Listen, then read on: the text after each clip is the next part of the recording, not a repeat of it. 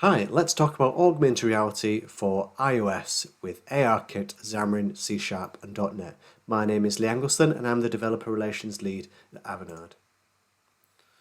I'm also a Microsoft MVP in Developer Technologies, and you can find me at GitHub, Twitter, and LinkedIn at YouTube at Lee Angleston. You can also find examples of what we're going to talk about today at XamarinARKit.com, as well as some code samples. And you can also check out my book that's available on Amazon if you want some light reading on the topic as well.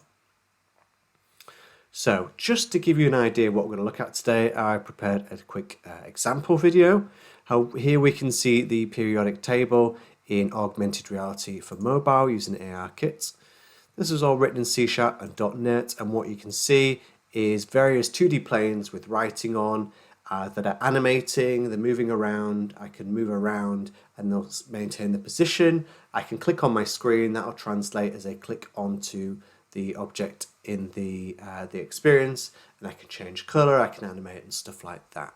If I wanted, I could take this further and provide more information about that element in the periodic table. It's a bit blurry at this side, probably just because of my internet connection. Okay. So what is ARKit? Well, ARKit is Apple's augmented reality framework.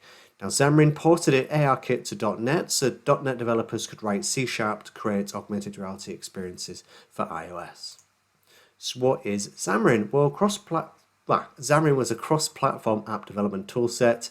They were actually acquired by Microsoft in 2016, and now it's rolled into Visual Studio, and you can write C# and deploy it straight to iOS and Android devices. So it's pretty crucial to this talk. So why would you want to combine ARKit, Xamarin, C# on iOS? After all, there are different ways of creating augmented reality experiences. Well, augmented reality is gaining popularity. Xamarin gives us this nice ability to create cross-platform code and to be able to deploy to iOS. C# is a very popular programming language, and we'll talk about that briefly. iOS have got over 1 billion active devices, so if you're targeting for iOS, you've not got a small market. It is a popular ecosystem. ARKit has many built-in capabilities, which we will also look at this talk, and you don't even need to be in the paid developer program to try out this stuff. As long as you've got an Apple ID, you can use your Mac, Visual Studio for Mac, and deploy and experiment with this stuff straight onto your iOS device. There's also the ongoing rumor, an ongoing joke of the Apple headsets being, a year away. But we must be getting closer to an Apple headset that is either augmented reality or virtual reality ready, and hopefully it'll allow us to use ARKit and hopefully .NET to create these experiences for it. Okay, we talked about how popular .NET is. So I wrote this talk because I want to tell .NET developers that they can be creating these experiences. Before now, or previously, you would have to use Swift and Objective-C and Xcode to create these experiences on iOS, but you can use C# and Xamarin and Visual Studio now. And just if you look at the 2021 Stack Overflow developer survey, you can see that C# is roughly about 6 times as popular as Swift. This isn't a competition. What I'm saying is there is a large market for developers who already have these C# and .NET skills to get started with augmented reality for iOS, and you don't need to learn Swift or Objective-C or use Xcode.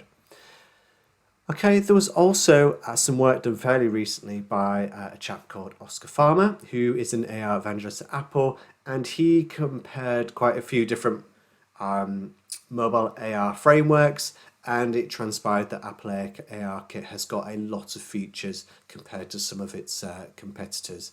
I'm not saying it is the best at everything, but it is a very, very feature-rich augmented reality framework, which we're going to look at just how rich it is next. So in short, iOS and ARKit and .NET is, to borrow a phrase from my daughter, awesome sauce. Okay, some basics about ARKit just to start off with. So before we even talk about ARKit, I want to talk about SceneKit, because I will be leveraging SceneKit a lot in some of these examples.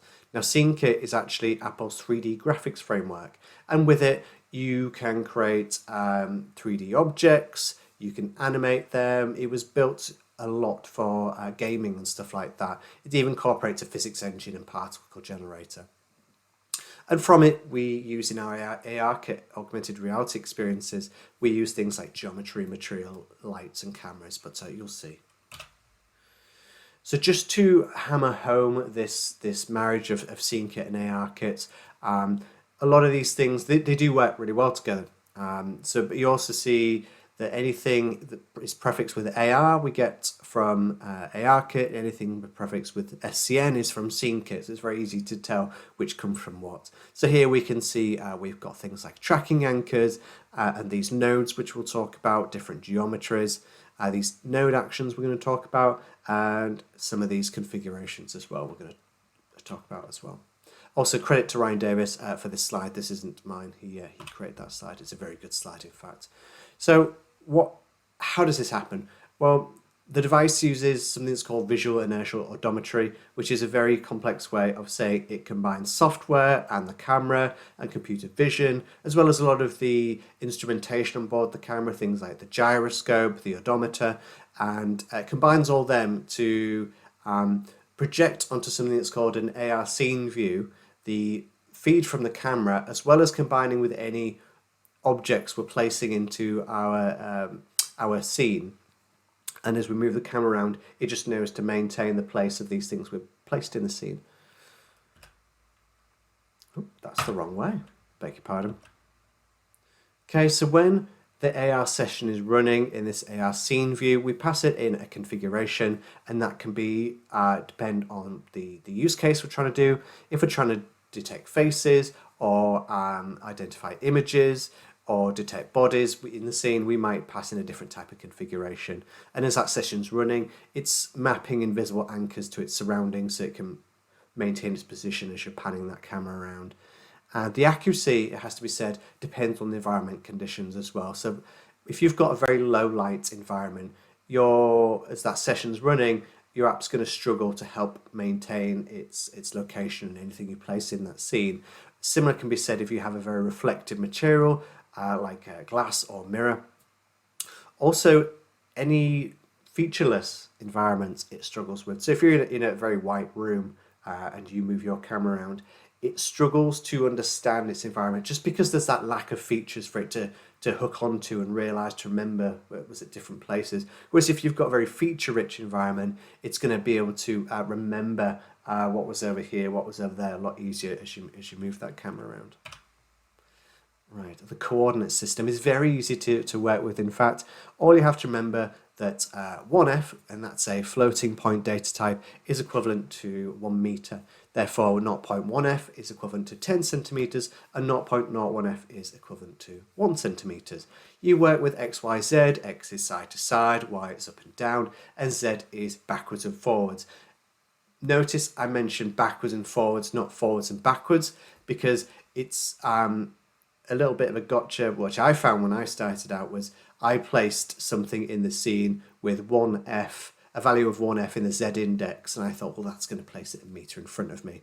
And because the positive Z axis is behind me, in fact, it placed it a meter behind me. So I spent more time than I care to admit looking around, trying to find this object, trying to debug my code, trying to figure out where this item I was placed in the scene was, and it transpired it was actually a meter behind me and I couldn't actually see it until I span all the way around.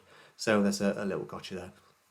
The other thing worth mentioning is this concept of world origin. Now the world origin is wherever you initiated your app. You can change it, but by default it is where your camera was or your phone was when you started the app, and that is what becomes 000 in your coordinate system, which means if you're sat down and you start your app and then maybe you stand up, your world origin is actually going to be below you and slightly in front of you, for example, that sort of thing. It's also worth mentioning if you don't explicitly give something a position when you add it to your scene, it will by default be placed at the world origin 000. Okay, scene nodes. These are really, really important. Again, it's prefixed with scene, so this comes from SceneKit, not ARKit. Now, these are like your little Lego bricks, I like to think of them. So if you think of Lego bricks, each Lego brick's got a different shape and size and function and colour, and by themselves, they're very boring. It's not until you put them together to make something greater that they start to come interesting. And scene nodes are very similar. So a scene node, we can assign it a geometry, which is like a shape, so we can make it, well, we're going to look at geometries next, I won't spoil the surprise. And we can give it a material, so we can give it a solid color, or we can give it an image, or we can tile an image, some things like that. And also we can give them physics, and we'll talk about physics a little bit very briefly as well. So we can physics define how this node will behave in our virtual augmented world. Geometries, I promised we'd get to these, didn't I? So I'm just going to grab my pen so I can scribble all over this slide. So these are some built-in geometries that we can make our nodes look like in ARKit or SceneKit, as it happens. From left to right, we have got a box, we have got a capsule, a cone, a cylinder, a plane, I use planes a lot, a pyramid, I've never used pyramids, and spheres. This donut shape is a torus, and this blue one here is a tube, I believe. And then, always hidden in plain sight, which I sometimes forget, is this here, this scene text as well. But I tend to not use that because it can be a bit fiddly and sometimes doesn't work exactly how I want it to. So then, let me get rid of my pen. Yes, we have these anchors, and these are points of interest in the scene, and we can manually place this, but more commonly they are automatically detected based on our use case. So if we turn on plane detection, for example, and move our camera around, it's going to place an invisible anchor at the location that it sees a plane, and a plane could be, we'll talk about planes in a minute, but it could be just surfaces, yeah? Same with image anchors. If it detects an image in a scene you've told it to look for, you'll place an image anchor there, and the same with faces. If it detects a face in a scene and you're looking for faces, then it will place a face anchor at that location. And we can do different things when these event fires. We can make these invisible anchors. We can actually attach nodes to them and give them different colors or whatever we want, really. We'll have a look in a minute. Okay, so let's quickly look at the capabilities that we get from ARKit. There are a lot of them, and these aren't even all of them, but we're going to look at image recognition, object recognition, plane detection, touch gestures, face tracking, facial expression detection, body tracking, and then we're going to look at some stuff that we get from SceneKit, not ARKit, things like lighting and physics and sound and video and animations. And these, like I said, these aren't even all of them, but I'm trying to push across is that ARKit is very, very feature rich compared to some other augmented reality frameworks. So time for some more videos. Let's look at image recognition. So with image recognition, I'm going to wait for this video to download. Here we go. I can detect up to 100 different images in a scene, and then I can, when event fires, when it detects it, what I'm doing in this case is all I'm doing is placing different images relative to the detected image. And it's so clever that it knows that when the detected image changes orientation, it knows because I've anchored or placed other things in relation to that image it's detected, it knows to change the orientation as well. That's pretty neat. It's an old business card, by the way. I don't work there anymore. Should really update the video. But it doesn't have to be 2D images that we place when we detect an image. Here we can see an example of placing a 3D model on at the location of a detected image. And then when that detected image moves in the scene, it's clever enough to know to change the orientation of that as well. Yes, so you don't have to necessarily package those images along at compile time with the app. You can also add them at runtime, and you might think, well, why would you want to do that? Well, you might not have the images you want to detect at compile time or whenever you deploy to your device.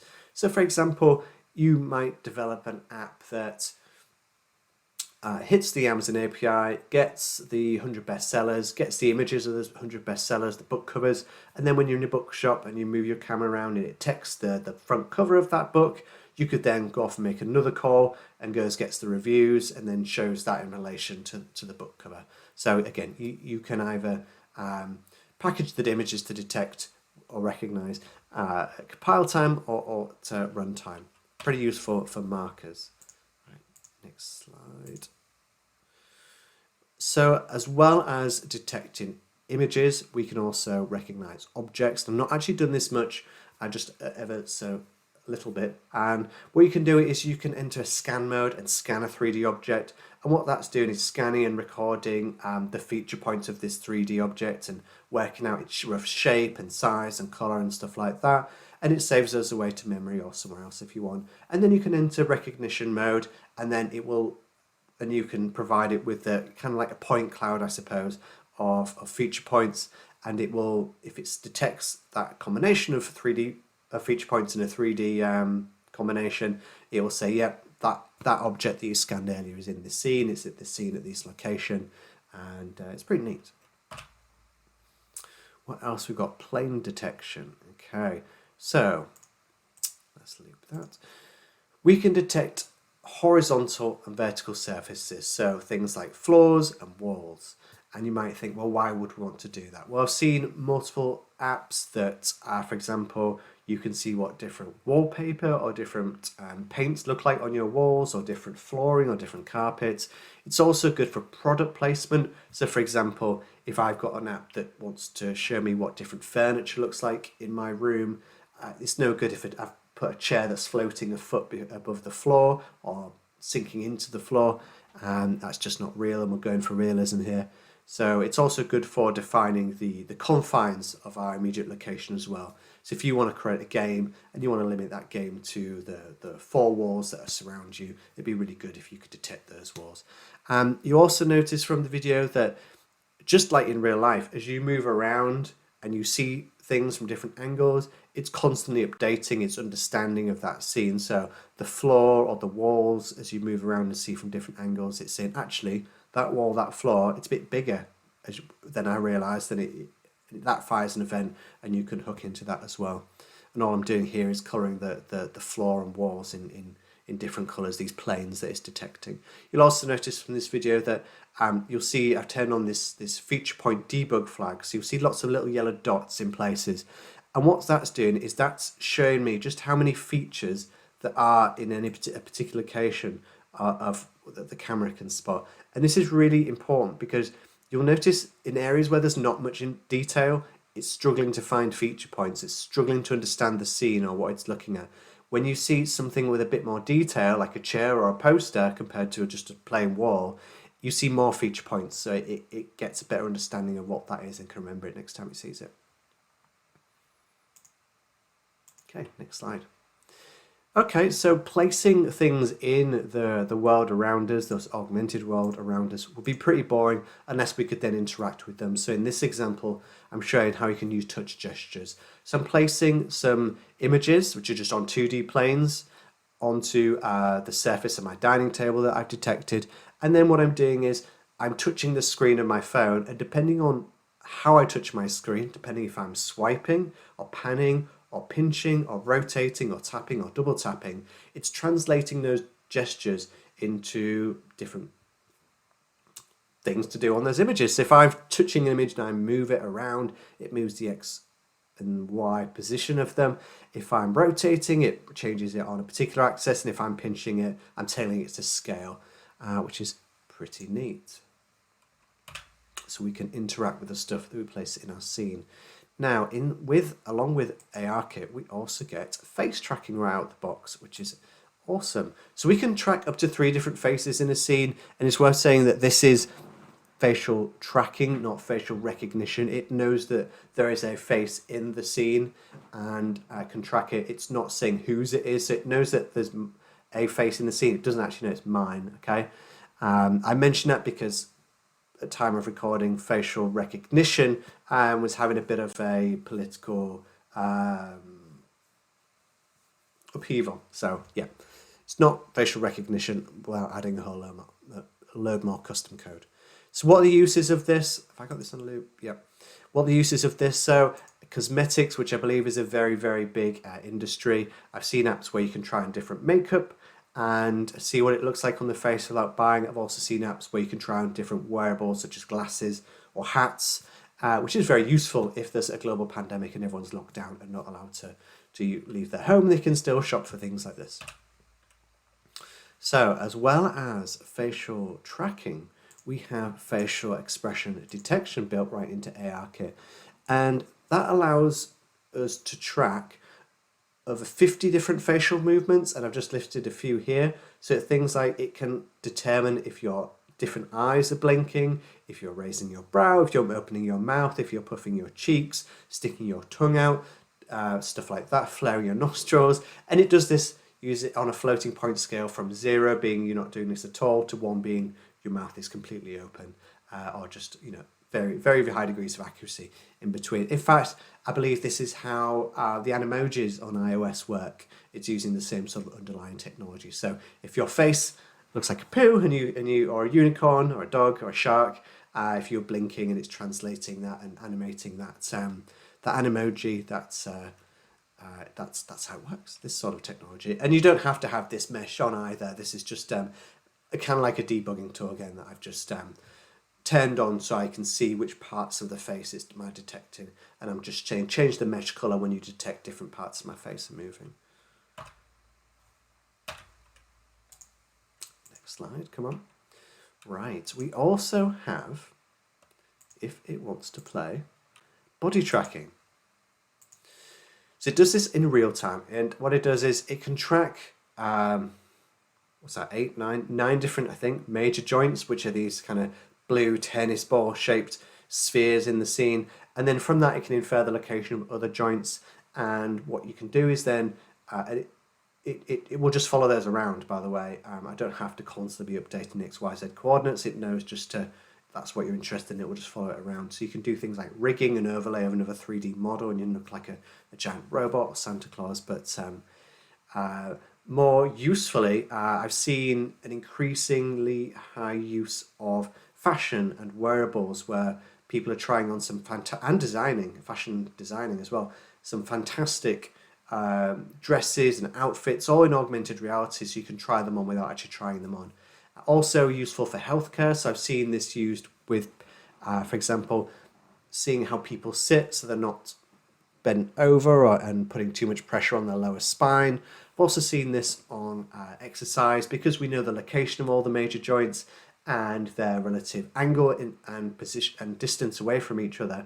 We can say, right, okay, well that person's done a squat or it's done a push-up or a sit-up, and we could do it for exercise periods as well.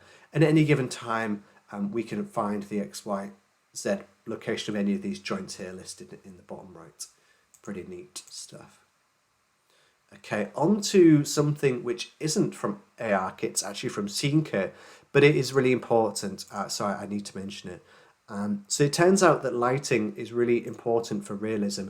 Light is how our brains understand our environments, how we understand the shape of something by how the light falls on it, which direction the light is, the shape and size of it. And so it is very important for realism as well. So what I'm doing in this video, I'm actually using a fake light source, which is projected onto a fake cube, which is then casting a fake shadow onto the floor, which is a 2D plane, which is detected using plane detection. So nothing that is in there is real. But what I do is suggest is that if you do have 3D models placed in your scene, just stick in a fake light source and cast some fake light shadow. It just gives that level of realism. And if you think about it, without that shadow, it would be a lot more difficult for our brain to infer just how high off the floor that cube is. But with that shadow, we can infer that it's roughly 10 centimeters off the floor, not a meter, for example, or a millimeter. Okay, that's lighting. Then I promised we had physics from SceneKit as well, didn't I? So this is physics. Apologies for the awful coloured cubes. I don't know why I chose that colour. So what we're doing is, first of all, we're giving a 2D plane on my dining table a rigid structure. Then I'm giving these cubes a rigid body, and I'm dropping them from about 10 centimeters from wherever I touch the screen. And it knows that when it hits another rigid structure to stop falling. And I'm giving these cubes the command to sort of be affected by gravity, which means just be pulled down on the z-axis straight down until you hit something else. But the other things we can do is we can apply force, so we can like shoot something out of a cannon effectively. Also apply gravity, so you get a nice parabola. I think it's parabola, the arc you get, so it travels through the air, could be wrong. And you can also assign things friction, so allow it to slide across another fake thing more easily or more difficulty. or we can give things mass and make them heavier or lighter. So we could build a great big wall out of augmented reality bricks and fire a fake cannon at that wall and see it all come tumbling down. That would be kind of fun. Right, so that was physics. We've got video and sound as well that we can bring into augmented reality experiences. So what we can do is we can actually use video and use it as like a material on other objects. So here I've got a 2D plane. I'm setting this video to be the material of that 2D plane, and what I can do is make a very, very, very large 2D plane as though I'm in a massive cinema. So you can use video and sound in your experiences as well, and you can also add opacity to these if you wanted. This has got a bit of opacity so you can see the wallpaper behind it. And a bit of advice, if you're creating augmented reality experiences, always add opacity because it seems just to make things a lot cooler and futuristic looking. Don't ask me why. Okay, animations. So these are animations, or as they're called in SceneKit, actions. I call them animations because I usually use them for animations and not much else. But what I'm doing here is I'm creating this sphere geometry. If you remember, we talked about geometries. I'm giving it material. We talked about materials, which is just a 2D image and it knows to wrap that around. But what I'm doing is I'm animating the rotation of this sphere. And I'm also giving it a slight bit of opacity, which you can't tell. It's like 99% opaque, leaving 1% transparency. So we can animate opacity, so we can have something fade in from being invisible to be fully opaque, or fully opaque to be invisible.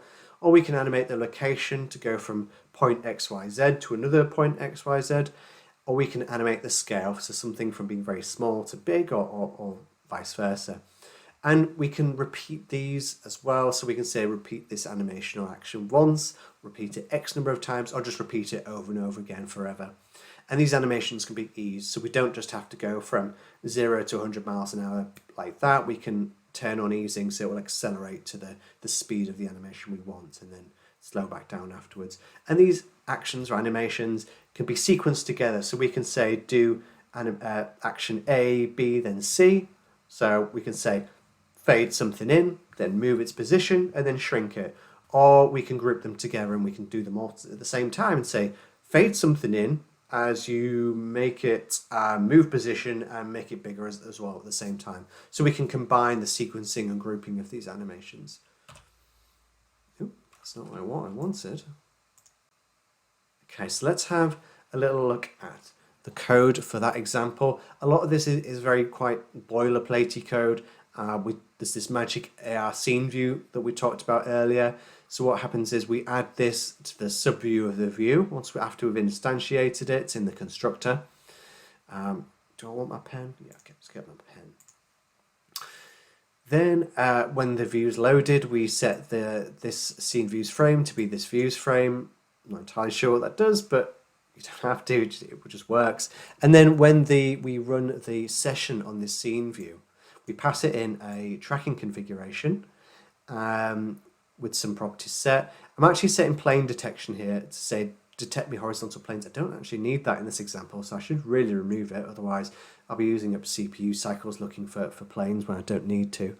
And then what I'm doing here is I'm setting a size of 1f, which if you remember is 1 meter, and passing it into this SceneNode class or object, which we're going to look at the next slide.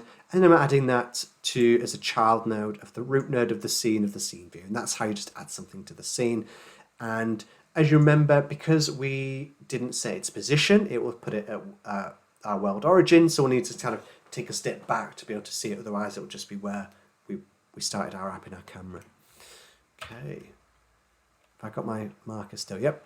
So this is this sphere node that we instantiated and then we placed in the scene. It inherits from SceneNode, which is our Lego bricks, if you remember. We're passing into the constructor this 1 meter size. I'm actually passing that into a method which is creating a geometry. Apologies for the code. This isn't production code. This is just used to emphasize the logic that's going on under the hood. So I'm going off and setting the geometry in this class here. First of all, I'm setting a material. And I'm saying for this material, I want to use an image that I've packaged along with the app. It happens to be an image of the world map. And it's actually clever enough to know it needs to wrap that around the 3D sphere. I've not actually done anything else, as you can tell, it just knows to wrap it round. And I've set double-sided to be true. I tend to always do this because I went through a period of setting materials on 2D planes, and then you would only be able to see the material from one side. You looked at it from the other side and you just couldn't see anything, which was very counterintuitive. It's as if something existed if you looked at it from one perspective and it didn't from another. So if you set double-sided, you'll see the image from one side and the reverse of the image from the other. So I always tend to use double-sided equals true. And then I'm creating this geometry. I'm saying create an instance of this sphere with this size, which happens to be the radius. So I'm passing in 1 meter. So it's effectively going to be, what, 2 meters wide? Radius is like half the sphere. Yeah, 2 meter wide sphere. And set the materials of that sphere to be this material of this image here and return that geometry. And then I'm saying for the opacity, I want the opacity to be 99% effectively. So leave like 1% transparency, just that it doesn't look fully opaque. It just happens to look a bit better that way. And then I'm saying create a rotate action. So I want to actually rotate by effectively 360 degrees on the z-axis over 10 seconds. So it'll take 10 seconds to rotate all the way down around 360 degrees. And then I'm saying I want you to repeat that action forever. So don't just do it once or X number of times. I want you to keep doing it over and over again. And then on this node, remember this is the sphere itself, I want you to run this action that I've just created, okay? And there you go. That's how you have the world in your garden and it's rotating. Give you some sort of godlike complexity, but there you go. That's how you do it. Okay, so slightly okay for time. So some other experiments that I really wanted to show you to show the kind of things you can achieve are things like this. So what I want to do is experiment with kind of like gaze. So have the app know roughly which direction I'm looking at and respond accordingly. So I just placed 9 2D planes with some transparency and some corner radiusing to make them slightly rounded. And I'm saying, and I'm putting, do like a hit test. And I've got like a crosshair on the screen, but I could always remove that. It's not actually adding anything other than denoting where I'm looking. So what I'm saying is, at that center of that screen, do like a hit test. And if I'm actually hitting any objects I've placed in augmented reality, I want it to, I'm firing an event, and what it's actually doing is firing an event on that object, which is just change color and change Z, animate the Z index towards, and then when it loses focus to animate it away again. Okay, so there's that one. Then this one is one of my favorite experiences, and what I've done is I took a walk that I did about a year ago in the hills, and I used a plugin for Blender, which is Blender is a 3D modeling tool, which is free and it's amazing. Give it some search for the location, and then it allowed me to save like a 3D topography and export that as to a model that I can then ingest later into my app. So in my app, what I'm doing is I'm placing it, I'm saying set off the rotation 360 degrees. It's got a shadow underneath, so obviously I'm using a fake light source, and I'm casting this fake shadow on the floor. And I'm also adding touch gestures, so when I scale in and out or pinch, I can increase the side of it for it to get more detail or less detail. So I've got the world in my living room again, not my garden. Okay, we've done the periodic table one. Let's do this one next. So this was just like a what if, and a lot of my experiments start with what if. And I thought, well, what if, you know, the icons just floated above the surface of the iPhone and they weren't actually on the surface? So I knocked this together, which combined image detection and then placing these 2D planes, which have got images, materials at a particular location, and I can move around and you can see they're actually above the surface of the iPhone, which might look silly, but you know, when we get augmented reality glasses, and I say when, not if, you know, there's nothing stopping this sort of real world example of what's possible. Then what I've got in this bottom one is what I call my 3D photosphere. So I'm going off and hitting the Unsplash API. Unsplash are a provider of Creative Commons imagery, and I've provided a search term of cats. And what I've done is I've calculated the where the sides would be on like an n-sided polygon, which is probably about 12 or 13 sides. Oh, real cat there. About 13-sided shape, and then I'm placing a 2D plane at that location. And I'm using something that's called a constraint. I'm saying look at, it's a look at constraint. Look at this middle of this sphere. So that's why I get some of those angles. I don't actually have to calculate the angles myself. And then set the image materials of those 2D planes to be the ones brought back from the Unsplash API. And I could do anything with this. I could take this anywhere. I could combine the gaze experiment, so when I looked at an image it made it bigger and more towards me, or I could use the touch gestures, so when I touched it on the screen it provided a bit more information, for example on the author. So that's pretty neat. And then an experience I've done fairly recently was I found a data set that showed the XYZ Cartesian locations of stars, and I scaled it right down, because obviously stars aren't this close in real life, and I mapped them in location to where our star is, which is the green sphere in this video. And then when you click any star it gives information like its name or its luminosity, or its light years away from Earth, and have a line going back to Earth, which is quite neat. It's kind of like you're floating around in space in your living room. So yeah, that was pretty good as well. Okay, I think we're coming to the end of my talk now, so there must be some summary slides coming up.